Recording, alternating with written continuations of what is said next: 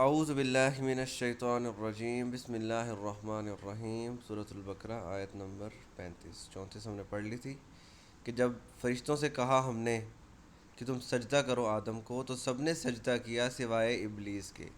اس نے انکار کیا اور تکبر کیا اور وہ کافروں میں سے ہو گیا۔ وَقُلْنَا، اور کہا ہم نے، آیت نمبر 35 سے اب، وَقُلْنَا، اور ہم نے کہا، یا آدم، اے آدم، اسکن، یہ تھا سکانہ یسکنو، سکون، سکونت اختیار کرنا۔ اردو میں بھی لفظ استعمال ہوتا ہے کہ فلاں نے لاہور میں سکونت اختیار کی۔ سکونت کا مطلب ہوتا ہے کہیں پہ رہائش رکھنا، تو اسی سے سکن، سکون، تسکین، یہ سارے الفاظ نکلے ہیں۔ تو یا آدم، اے آدم، اسکن، رہو، انتا، تم، وزوجک، اور تمہاری بیوی۔ زوج کہتے ہیں بیوی کو۔ زوج کا مطلب ہوتا ہے بیوی بھی اور شوہر بھی، بیوی کے لیے شوہر اور شوہر کے لیے بیوی۔ تو وزوجک، اور تمہاری بیوی، الجنت، جنت میں رہو تم اور تمہاری بیوی جنت میں، وکولا، اور کھاؤ تم دونوں۔ وہ دو الفاظ والی ضمیر نہیں تھی، ضربا، اس نے مارا، ضربا، بے الف با، ان دو نے مارا، تو کولا الف لگ گیا نا، کلو کھاؤ، کولا تم دونوں کھاؤ، وکولا، اور تم دونوں کھاؤ، منہا، اس میں سے، رغدن، رج کے، رغدن کہتے ہیں رج کے، حیثو، جہاں سے بھی، حیثو کہتے ہیں جہاں سے بھی، کوئی جگہ، جہاں سے بھی، شئتما، تم چاہو۔ یہ شاء کا مطلب ہوتا ہے چاہنا، ہم کہتے ہیں نا انشاء اللہ، اگر اللہ چاہے، تو شاء، تو اگر وہ چاہے، شئتما، شئتا ہوتا تو تم چاہو، تا تما، دو بندوں والا، شئتما، تم دونوں چاہو۔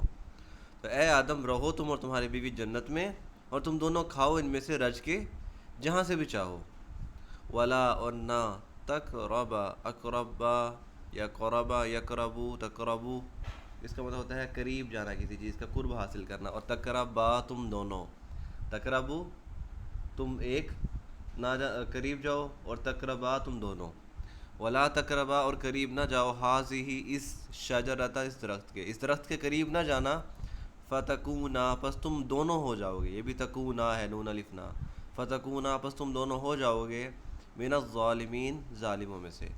تم اس درخت کے قریب نہ جانا تو تم ہو جاؤ گے ظالموں میں سے۔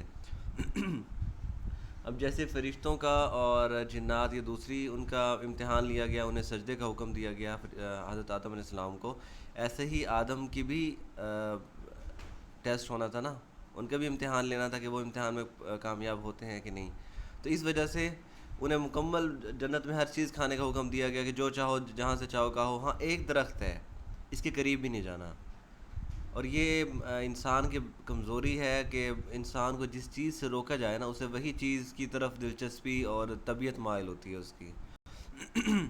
تو شیطان نے بھی اس کی اسی چیز کا فائدہ اٹھایا اور اسے حضرت آدم علیہ السلام کو بہکایا اس چیز کی طرف کہ یہ پھل جو ہے یہ کھانے سے بندہ ہمیشہ زندہ رہے گا، اس طرح۔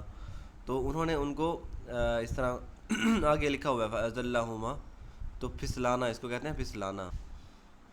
تو انہوں نے پھسلایا اس چیز کو اور انہوں نے کھا لیا یہ پھل۔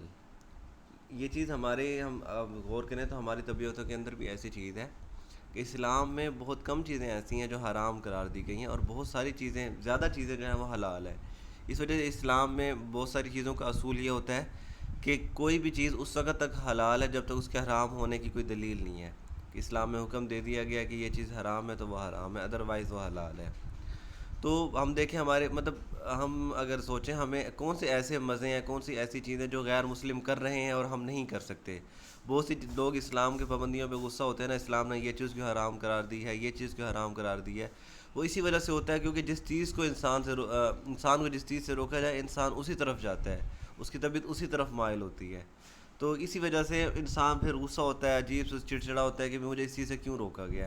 حالانکہ دیکھا جائے اس میں ایسی کون سی خاص بات ہے جو دوسری چیزوں، حلال چیزوں میں نہیں ہے۔ ہم کوئی بھی ایک چیز لے لیں، کھانے پینے کی چیزیں لے لیں، تو ایسی کون سی چیز ہے جو مطلب مزے کی ہے صحیح اور وہ ہمارے لیے حرام ہے؟ کچھ گن چن کے کچھ چیزیں ایسی ہیں جو ہمارے لیے حرام کی گئی ہیں، اور جو مطلب لبرلز ہیں یا جو بھی ہمارے اکثریت بھی اس چیز سے غصہ ہوتے ہیں کہ کیا مطلب ہر چیز حرام حرام حرام کے فتوے لگتے رہتے ہیں، یہ حرام ہے یہ حرام ہے، حالانکہ وہ تھوڑی سی چیزیں ہوتی ہیں جو حرام ہوتی ہیں۔ تو ایسے ہی حضرت آدم علیہ السلام کو بھی ایک چیز سے روکا گیا تھا۔ تو وکل، اس کے بامحاورہ ترجمہ کرتا ہوں، اور ہم نے آدم سے کہا، اے آدم، تم اور تمہاری بیوی جنت میں رہو اور کھاؤ رزق کے جہاں سے بھی تم چاہو، لیکن اس درخت کے قریب نہ جانا تو تم ضرور ظالموں میں سے ہو جاؤ گے۔ ہمیں یہ چیز سوچنی چاہیے کہ اسلام ایک تو ہماری حکمت، ہماری دانائی اتنی زیادہ نہیں ہے کہ ہم اس چیز کا احاطہ کر سکیں کہ کوئی چیز حرام کیوں ہے اور حلال کیوں ہے۔ تو اگر ہمیں اللہ تعالیٰ پہ، اگر اسلام کا مطلب ہی یہی ہے نا، فرما برداری، جھک جانا، جو اللہ نے حکم دیا اس کو پورا کرو۔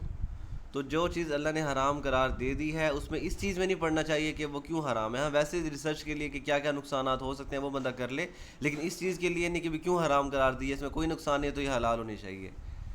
کیڑے نکالنے کے لیے یا انکار کرنے کے لیے نہیں، بلکہ ویسے اگر علم میں اضافہ کرنے کے لیے کوئی وجہ سامنے آتی ہے، ورنہ جو حکم ہے حرام ہے وہ حرام ہے، چاہے جو مرضی کر لو۔ تو یہ آیت مکمل 35 کل انشاءاللہ آ کے پڑھیں گے۔ وما علینا الا البلاغ المبین۔